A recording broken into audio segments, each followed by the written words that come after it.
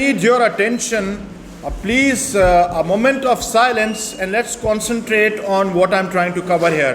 सबसे पहली चीज़ है internal energy. We have already covered it. तो इंटरनल एनर्जी का मतलब क्या है कि भाई it is the sum of all the potential energies and the kinetic energies of all the molecules moving randomly in a substance, right? तो ये चीज़ आपके पास जो डेफिनेशन है, ये प्योर डेफिनेशन है, आपकी एमएस से निकाली हुई है. ये आप लिख लेना. अभी रुक जाओ, पहले मुझे थोड़ा कवर करने दो. सबसे इंपॉर्टेंट चीज़ ये है, ज़रा सुन लो. I need your attention guys, please थोड़ा सा सेटल डाउन हो जाओ. ये कहता है the first law of thermodynamics. सबसे पहली चीज है, फर्स्ट लॉ ऑफ थर्मोडायनेमिक्स से पहले you need to understand how to increase the total internal energy of a body. Number one जो मेथड है वो आपके पास बड़ा सिंपल सा है कि भाई ऑब्वियस सी बात है, heating the body. You will heat the body and the internal energy of that particular substance will rise. Second method जो थोड़ा सा वो है, जो आपको थोड़ा सा रिमोटली वो अनफेमिलियर लगेगा, वो है doing work on the body. ये दो चीजें हैं जिससे आप इंटरनल एनर्जी बढ़ा सकते हो. यहां तक समझ में आया? ठीक है. मैं अभी आप लोगों को बोलूंगा कि पहले फिलहाल यहां से लेकर यहां तक लिख लो. ये सारी चीजें एज इट इज पेपर में फिट होगी. प्लीज लिख लो इसको, राइट इट डाउन जल्दी से. तो फिर इसके बाद आता है फर्स्ट लॉ ऑफ थर्मोडायनेमिक्स में सबसे इंपॉर्टेंट चीज ये थी, there are two ways to increase the internal energy. One is by heating the body and the second is by doing work on the body. अब ऑन एंड बाय का मतलब बहुत important होगा. अब जरा इधर देखो. सो फाइनली क्या मैं इसको इस तरीके से प्रेजेंट कर सकता हूं? इधर देखो प्लीज, इधर देखो, इसको समझो.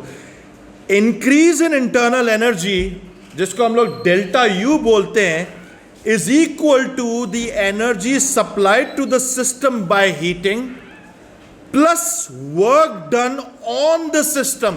अब इसके अंदर जो सबसे इंपॉर्टेंट वर्ड है ये on and energy supplied to, these matter a lot. सही है? ये आप अपने पास लिख लो और उसके बाद ये जो नीचे मैंने जो इक्वेशन लिखी है इसको भी लिख लो. मैं फिर पूरा समझाऊंगा इसको अभी. फिर उसके बाद जनरल इक्वेशन ये बने, delta U is equal to Q plus W. किताबों में ये क्यू छोटा लिखा हुआ होता है, बट मैंने इसको बड़ा लिखा, कोई फर्क नहीं पड़ता इससे. But just remember this thing कि क्यू क्या है? Q is the heat energy supplied. ये याद रखना है कि क्यू क्या है? Q is the heat energy supplied. और जो डब्ल्यू है वो है work done on the system. Be careful, अगर ये लिखा हुआ है work done by the system, तो आपको ये प्लस की जगह पर इसको माइनस करना पड़ेगा. समझ गए? Remember this thing, this matters a lot. So on the system या heat given to the system positive, heat taken out of the system या work done by the system negative. ये याद रहेगा. मैंने रिकॉर्ड भी कर लिया है स्टेटमेंट को. समझ गए? ठीक है. अब इसके बाद जरा मैं आगे चलता हूं. जरा इस चीज को, डायग्राम को देखो इधर. अब मैं इस चीज को जो है ना, सारी की सारी चीज को मैं आपको वर्क डन के बारे में एक डेरिवेशन भी करा रहा हूं. जरा इधर देख लो please. I need your attention, please please please. इधर देखो. सबसे इंपॉर्टेंट चीज है, मेरे पास एक पिस्टन है. ठीक है. I have a piston. इस पिस्टन को पहले मैंने इधर रखा हुआ है. यहां तक बात समझ में आई? और उसके बाद फिर आपने क्या किया है, आपने जो इसके अंदर जो यहां पर हमारे पास गैस भरी हुई है, उसको मैंने हीट सप्लाई की है. क्या किया? हीट किया. अब जब मैंने इसको हीट सप्लाई की तो हमें पता है the gas is going to expand and obviously ये पिस्टन बाहर की तरफ निकलेगा. अगर ये पिस्टन बाहर की तरफ निकलेगा तो एक चीज जरा सोचो कि इस पिस्टन पे फोर्स लगेगी. यानी मैं ये कह सकता हूं कि जो वर्क डन होगा वो फोर्स इनटू डेल्टा एक्स होगा. कह सकते हैं? सही है. लेकिन मेरा आपसे ये सवाल है, क्या ये वर्क डन बाय गैस होगा या work done on the gas होगा? ये बाय द गैस. ये बात समझ में आई? This is by the gas because the gas is going to be doing the work. Clear है?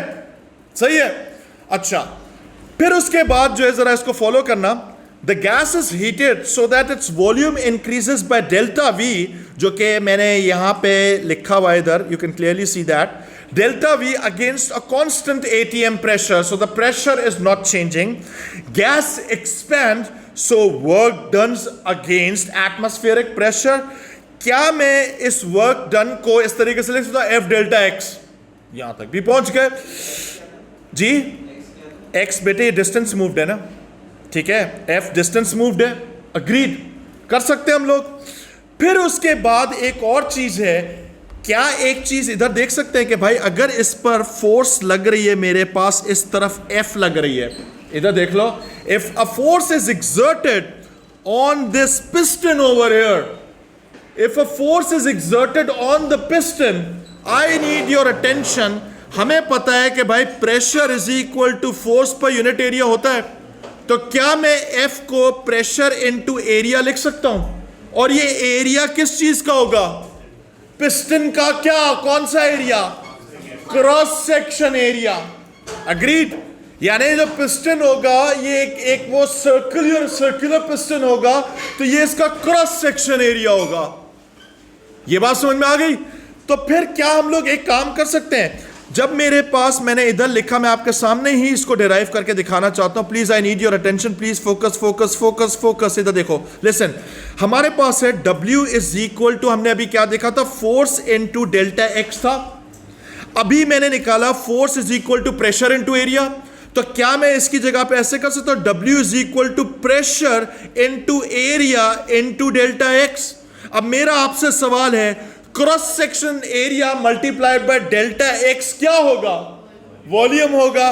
तो सिंस हमारे पास डेल्टा एक्स लगा हुआ है, चेंज इन एक्स लगा हुआ है, तो चेंज इन वॉल्यूम बन जाएगा. यानी फाइनली हमारे पास work done by the gas या work done on the gas is equal to P delta V. ठीक है, लेकिन इसके अंदर एक कंडीशन है, जो आपका प्रेशर होना चाहिए, it should be constant at all times. समझ गए, वॉल्यूम आपका चेंज हो सकता है but pressure should be constant. समझ गए. अब आप एक काम करो, ये जो इतनी सारी वर्किंग नहीं, अब नहीं अप्लाई कर सकते आप, ये आप कॉपी कर लो इधर से इधर. डायग्राम को छोड़ दो, डायग्राम भी वैसे बड़ा सिंपल सा है, आप इसको कॉपी कर लो यार. फिर इसके बाद बहुत सारी कॉपी हो गया. अब जरा इधर देखो, listen to me very carefully, ठीक है. मैंने एक चीज इसकी कंडीशन बता दिया, अगर आप P डेल्टा V लगाओगे तो प्रेशर शुड बी कांस्टेंट. ये आप वैसे भी, मजे की बात ये आपने AS लेवल में किया हुआ था ये, खैर I don't blame that. But इधर आ जाते हैं, जरा इधर देखो. So work done is equal to P delta V. अब मैं एक काम कर सकता हूं, इसी के ऊपर applying the first law of thermodynamics, इसी सूरत कंडीशन में लगाऊं. देखो हमने क्या किया था, गैस को हीट सप्लाई की थी या नहीं की थी, तो ये चीज मेरे पास क्या होगी, पॉजिटिव थी. लेकिन फिर मेरे पास सबसे बड़ी चीज ये थी कि मैंने हीट तो सप्लाई की, लेकिन वर्क डन किससे हो रहा था, गैस से हो रहा था, तो माइनस आ गया इधर. समझ गए. Is that clear. अच्छा, इसके बाद हम लोग चलते हैं, आप ये चाहो तो इसको कॉपी कर लो प्लीज. बेटे मैंने अभी कहा, जरा सुनो, लिसन. सबसे इंपॉर्टेंट चीज ये है, work done on the gas था या work done by the gas था. बाय द गैस हमेशा नेगेटिव होगा. Work done on the gas होता है, यानी आप गैस को कंप्रेस कर रहे होते हैं, तो वो पॉजिटिव होता. समझ गए.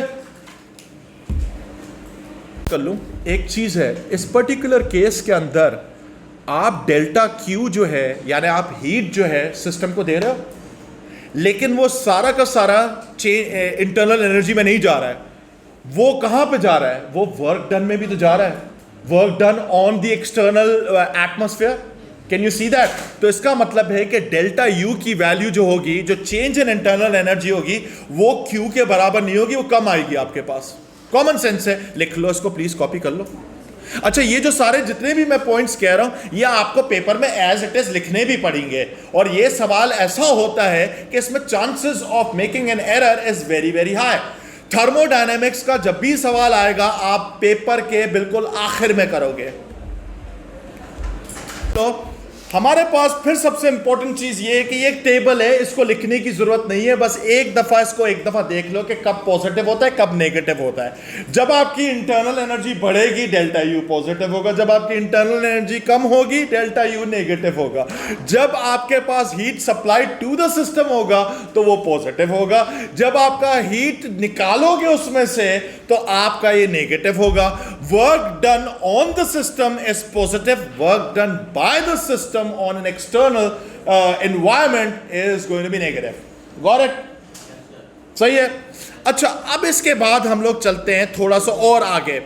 अब हमारे पास एक प्रोसेस है जिसको हम लोग कहते हैं एडियाबैटिक प्रोसेस। अब बहुत सारे नाम आएंगे, अभी आइसोकोरिक, आइसोबारिक और ये वो सारी चीज़ें आएंगी, लेकिन मज़े की बात ये है उनके नाम याद करने की आपको ज़रूरत नहीं है, बस सिर्फ केसेस का पता होना चाहिए, because as per your syllabus we don't use these words, ठीक है, but it is good to know, ठीक है।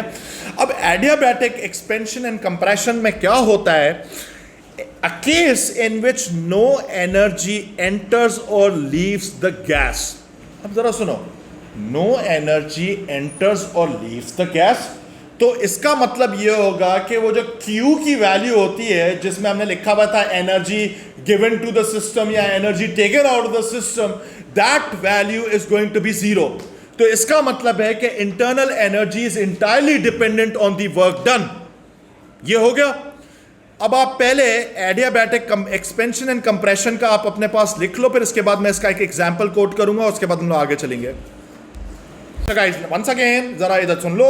Adiabatic expansion and compression basically adiabatic process. इसमें होता क्या है कि आपके पास जो होती है ना, एनर्जी इनपुट भी नहीं होती ना एनर्जी बाहर निकलती है। ये बात क्लियर है? No heat is supplied to the system and no heat is taken out of the system. अब इसमें होगा क्या, इसका एक एग्जांपल हम लोग कर लेते हैं, जरा इधर देखो।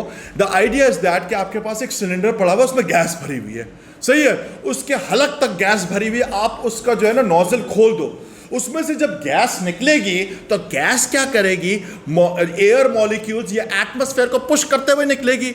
जब वो पुश करते हुए निकलेगी तो हम कह सकते हैं कि जो वर्क डन होगा वो work done by the gas होगा ऑन द एटमॉस्फेयर। अगर work done by the gas होगा ऑन द एटमॉस्फेयर तो W की वैल्यू क्या होगी? नेगेटिव होगी। अगर W की वैल्यू नेगेटिव हो गई तो डेल्टा U की वैल्यू भी क्या हो जाएगी? नेगेटिव हो जाएगी।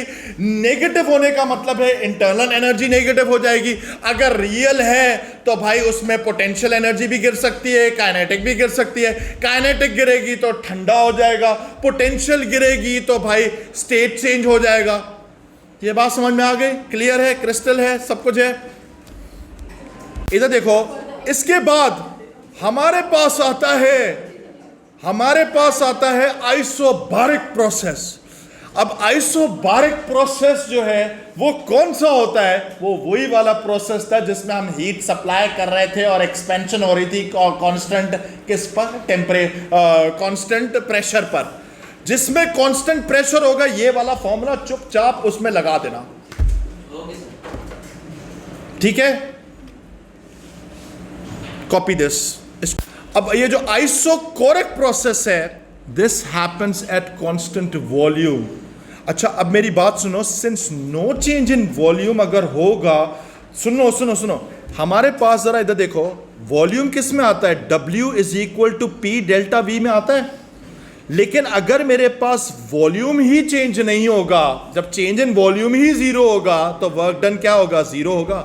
तो इसके ऐसे प्रोसेस के अंदर हमारे पास वर्क डन जीरो होगा तो delta U is immediately dependent on Q। That is it. समझ गए? क्लियर है ये बात? जी बेटे, लेकिन एक चीज सुनो ना, जरा सुनो। पूरी जो हमारी इक्वेशन होती है मेरे प्यारे बच्चे, इधर देखो, delta U is equal to Q plus P delta V होती है ना। अगर मेरे पास डेल्टा V को ही मैं जीरो कर दूं, जो कि मेरे पास आइसोकोरिक प्रोसेस है, तो ये पूरा का पूरा चीज ये नहीं बन जाएगी delta U is equal to Q। Do you understand this thing? सही है? ये आप कॉपी कर लो प्लीज इसको, है ना। मैंने आपको पहले ही शुरू में ही क्लैरिफाई किया था, कभी मैं Q बड़ा यूज कर रहा हूं, कभी मैं छोटा यूज कर रहा हूं, it makes no difference at all as long as you understand the concept. सही है. Certain books prefer the small q and the small w. Sometimes you can go for the big q and the big w. It makes no difference at all, as long as you mention what these symbols mean in the examination. हमारे पास आता है isothermal process. अब isothermal का क्या मतलब है? The temperature is kept constant. अब मसला ये है, अगर टेम्परेचर को मैंने कांस्टेंट रखा तो आइडियल गैस अगर मैं बात करूं, if I am going to be applying this on an ideal gas, what do you think is going to happen? हमारे पास इंटरनल एनर्जी में कोई चेंज आएगा? नहीं आएगा. तो इसका मतलब है ऐसी सिचुएशन के अंदर डेल्टा यू खुद जीरो हो जाएगा और हमारे पास W is equal to minus Q के बराबर इक्वेशन बनेगी. Write this down. Thermal process से this is only applicable for ideal gases, क्योंकि हमने इधर क्या कहा, टेम्परेचर को कांस्टेंट रखा है. तो तभी ऐसी सिचुएशन हो सकती है कि डेल्टा यू हमारे पास जो जीरो हो जाए. समझ गए? Is that clear? तो पूरा जो स्टेटमेंट आइसोथर्मल का लिखा है, this is only for ideal gases. ठीक है. अब ऐसा भी एग्जाम्पल हो सकता है कि भाई आपके पास एक आइस क्यूब है 0 डिग्री सेल्सियस पर, उसको आप 0 डिग्री सेल्सियस पे पानी में कन्वर्ट कर रहे हो. तो इसका मतलब है कि उसकी पोटेंशियल एनर्जी तो राइज कर रहे हो, उसमें तो जाहिर सी बात है डेल्टा यू जीरो नहीं हो सकता. Real gas, I mean ideal gases के लिए परफेक्ट फिट है ये. Got it? तो देखो, दिस इज अ क्वेश्चन. अब मुझे बोलता है कि कौन से ऐसे केसेस हैं जिसके अंदर इंटरनल एनर्जी बढ़ेगी, ठीक है, इंक्रीज होगी. Now listen to me very carefully, please pay attention. Water is freezing at constant temperature. Now mind you, water था, पानी था, वो आइस में बन रहा है, तो आप उसका स्टेट चेंज कर रहे हो, पोटेंशियल एनर्जी गिरा रहे हो उसकी. तो इसका मतलब क्या हुआ? जो आपकी इंटरनल एनर्जी क्या होगी? डिक्रीज होगी. मैंने इधर लिख दिया, वैसे तो इसमें टिक लगाना है, लेकिन मैंने इधर लिखा भाई डिक्रीज है, तो इसमें हमारे पास क्रॉस लगा दिया. सही है. फिर बोलता है, अब ये मेरा सवाल है मिस्टर अयान से, जो मोस्ट सीरियस है अभी right now. A stone falling under gravity in a vacuum.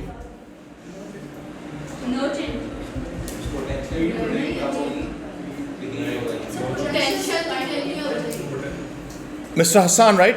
Mr. Hassan is absolutely right. No change होगी. The reason is that आपके पास वैक्यूम में गिर रहा है. जब वैक्यूम में गिर रहा है, हमारे पास, जरा सुनो, there are two kinds of kinetic energy. एक होती है kinetic energy जो हम लोग ग्लोबली हाफ mv² लगा के निकालते हैं, सही है, पूरे मटेरियल की, और एक होती है मॉलिक्यूलर. बेटे, जब इसमें एयर रेसिस्टेंस ही नहीं है, जब फ्रिक्शन ही नहीं है, तो हीट भी नहीं आएगी, तो स्टेट भी कोई चेंज नहीं होगा. जैसे अंदर मॉलिक्यूल्स होंगे वैसे ही सब जगह होगा. So it makes no difference at all. So no change होगा. अब मेरा मिस्टर फहद से सवाल है, water evaporating at constant temperature. बिल्कुल सही बोला यार, दिमाग तो बहुत है आप में. इंक्रीज होगा. द रीजन इज दैट कि आपके पास पोटेंशियल एनर्जी में चेंजेस आ रहे हैं. हाँ, कांस्टेंट टेम्परेचर है, काइनेटिक एनर्जी में घंटा कोई फर्क नहीं आ रहा. लास्ट सवाल है, stretching a wire eight constant temperature. Increase, definitely increase, क्योंकि आप उस पर वर्क डन कर रहे हो तो इंक्रीज होगा. यहां तक भी पहुंच गए. अब आया नेक्स्ट लेवल सवाल. This is for the ladies, ठीक है, बिकॉज ज्वेलरी की बात हो रही है. सही है. अब ट्रस्ट मी ऑन दिस, ये बहुत दिमाग वाला सवाल है. 5 मार्क का सवाल है, ओल्ड क्वेश्चन है, but it is worth doing this. अब मैं पूरा डिस्कस करूंगा आपके सामने. पहले मैं इसको रीड कर रहा हूं और फिर मैं डिस्कस करते हैं. अ ज्वेलर, ठीक है, a jeweller wishes to harden a sample of pure gold by mixing it with some silver so that the mixture contains 5% silver by weight. ठीक है, यहां तक पहुंच गए. सही है. हम क्या कर रहे हैं, प्योर गोल्ड में सिल्वर मिला रहे हैं ताकि वो हार्ड हो जाए. सही है. The jeweller melts some pure gold. अच्छा, तो ज्वेलर मेल्ट करेगा, यानी इसका मतलब है कि मेल्टिंग पॉइंट पे पहुंचाएगा, गर्म करेगा प्योर गोल्ड को. हो सकता है कि मेल्ट करने के बाद उससे भी ज्यादा आगे टेम्परेचर जाए. सही है, मे बी, मोस्ट चांसेस हैं. And then adds the correct weight of the silver. इसमें उठा के इसने सिल्वर को उठा के छिड़क छिड़क के डाल दिया, सही है, 5% बाय वेट जो कि लिखा हुआ है। The initial temperature of the silver is 27 degree Celsius, यानी तकरीबन 300 केल्विन, 300 केल्विन पर है, सही है। यानी ये आपका जो सिल्वर था सॉलिड स्टेट में ठंडा है। अब जरा सुनो, पहला मेरा एक सवाल है, आपके पास जरा जो गोल्ड था वो मोल्टन स्टेट में है, यानी हो सकता है कि आपके मेल्टिंग पॉइंट से भी ऊपर है, सही है। अगर वो मोल्टन स्टेट में है, अब आपने मोल्टन स्टेट में कर कर उसको जो है सिल्वर के साथ मिक्स करोगे, कौन सी चीज हीट लूज करेगी और कौन सी चीज हीट गेन करेगी? एग्जैक्टली हमारे पास ये बात तो फैक्ट है। सुनो, गोल्ड लूज करेगा हीट और सिल्वर गेन करेगा। अब जरा एक और चीज, जरा इंपॉर्टेंट चीज है, वो जरा सुनो। सिल्वर जब गेन करेगा तो पहले तो सिल्वर का टेम्परेचर राइज होगा, mc डेल्टा टी आएगा। उसके बाद जरा सुनो, सिल्वर खुद भी मेल्ट हो सकता है, यानी हमारे पास लेटेंट स्पेसिफिक लेटेंट हीट का कॉन्सेप्ट आ जाएगा, ml आ जाएगा इसमें। फिर सिल्वर जब मेल्ट होगा तो सिल्वर का टेम्परेचर फर्दर भी तो राइज हो सकता है, हो सकता है। यानी तीनों चारों चीजों को आपको कंसिडर करना है। मोल्टन गोल्ड था, उसने जो है हीट लूज की, सिल्वर ने गेन की, सिल्वर मेल्ट भी हो गया, सिल्वर लिक्विड स्टेट में भी जाके उसका टेम्परेचर राइज हुआ। अब सवाल जरा सुनो, इधर दिमाग खराब हो जाएगा। ये भी इतनी डिटेल मैंने बताई है, इतना डिटेल सोचना बहुत मुश्किल होता है। Sorry. Use the data of figure 2.2 to calculate the initial temperature of pure gold so that the final mixture is at the melting point of pure gold। यानी हम इधर तक पहुंचे, इसका मतलब है इस सवाल में खुद ही इसने बोल दिया है। जरा सुनो, जो इनिशियल टेम्परेचर ऑफ गोल्ड होगा वो मेल्टिंग पॉइंट से ऊपर है, खुद ही कह दिया इसने, खुद ही इसने कह दिया है यार, सामने सामने लिखा हुआ है। Is that clear?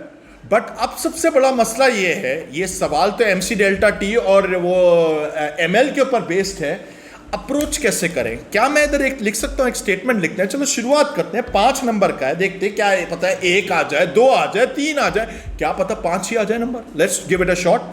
सबसे पहली चीज जो है, मैंने इसको इधर लिखा, अब जरा इधर देखो, listen to me very carefully. ये सिर्फ आप लोगों को देखना है और समझना है और मेरे साथ हाँ में हाँ मिलानी है, ठीक है? जरूरी नहीं है कि हाँ में हाँ मिलाओ, अगर कोई चीज गलत हो जाए मुझे बता देना, ठीक है? Be very very open minded and vigilant.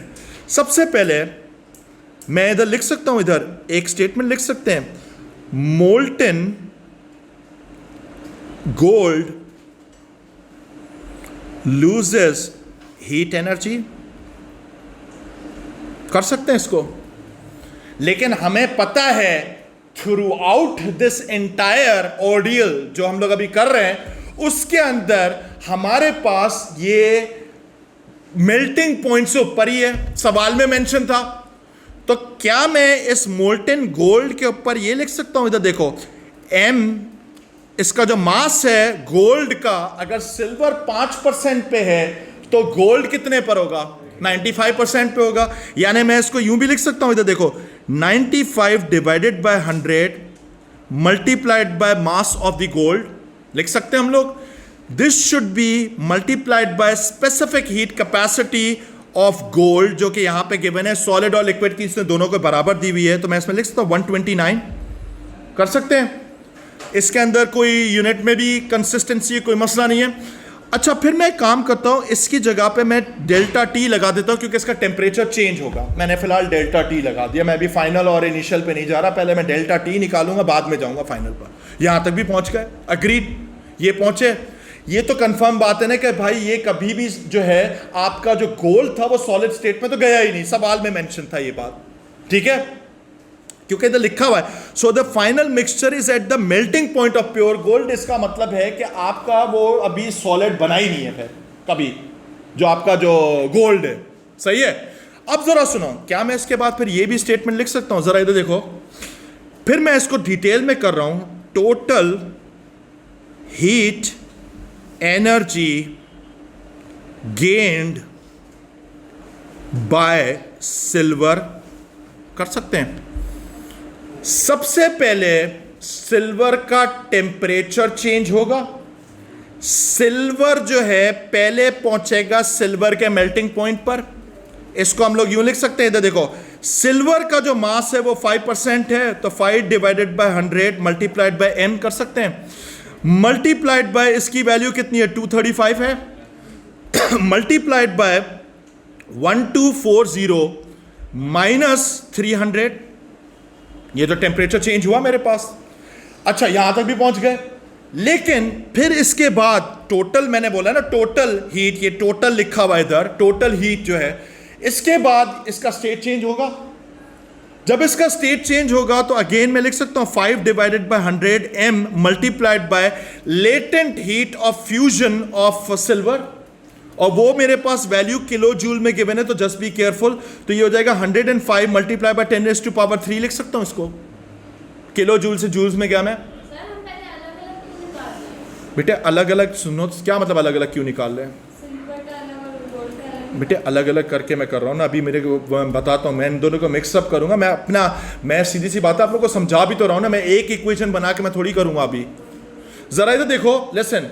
उसके बाद यही सिल्वर, जरा सुनो, सिल्वर पहले मेल्टिंग पॉइंट तक पहुंचा, सिल्वर मेल्ट हो गया, फिर मोल्टन सिल्वर का टेम्परेचर राइज होगा। अब मोल्टन सिल्वर का टेम्परेचर यहां से जाकर गोल्ड तक पहुंचेगा, क्योंकि हमें इधर तक ही तो पहुंचाना है इसको, ताकि वो मिक्सचर में सही है ना। तो इसका मतलब है कि फाइनल स्टेटमेंट मेरे पास जरा ये हो सकता है, इधर देखो, listen to me very carefully. ये हो जाएगा हमारे पास m कितना आएगा इसमें, 5 divided by 100 multiplied by m multiplied bye कितना था 235 अगेन, फिर मल्टीप्लाइड बाय 1340 माइनस 1240 हो जाएगा, सही है। एंड दैट इज इट, यहां तक हमारे पास बनी। अब आपको क्या करना है, जरा सुनो, ये सवाल में इस पूरी इक्वेशन का सलूशन निकालना है। अब मैं इसको पूरे को एक साथ लिख रहा हूं और इसका मुझे आप आंसर निकाल के बताओ कि जब तक आप कैलकुलेशन करो, मैं जब तक इसको कर, अगर 95 डिवाइड बाय 100 करेंगे 0.95 हो जाएगा।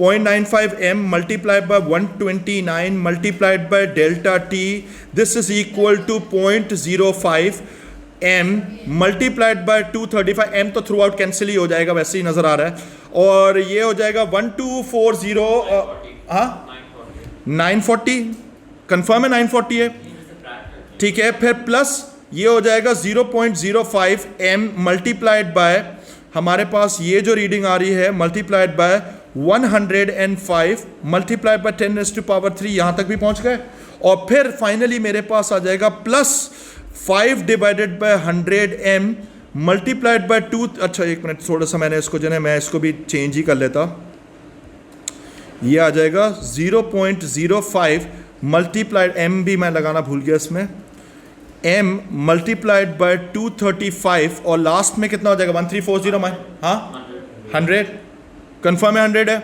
यानी यहाँ पे आ गया 100, यहाँ तक पहुँच गए, सही है। अब आप एक काम करो, listen to me very carefully, find delta T, find delta T, जल्दी से निकालो।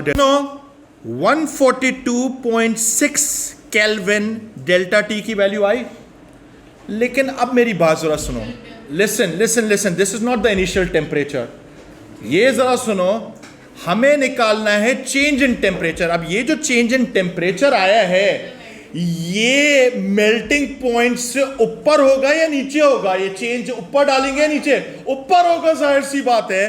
तो इसका मतलब है फाइनल इनिशियल टेम्परेचर, बल्कि इनिशियल टेम्परेचर अगर मैं लिखूंगा, initial temperature must be equal to 142.6 plus 1340, कितना हो जाएगा ये